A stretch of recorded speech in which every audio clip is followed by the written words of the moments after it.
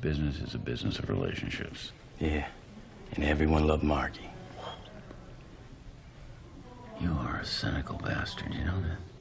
To reclaim the American dream and reaffirm that fundamental truth that out of many we are one. You hear that line? Line's for you. Don't make me laugh. For one people. It's a myth created by Thomas Jefferson. Oh, now you're gonna have a go at Jefferson, huh?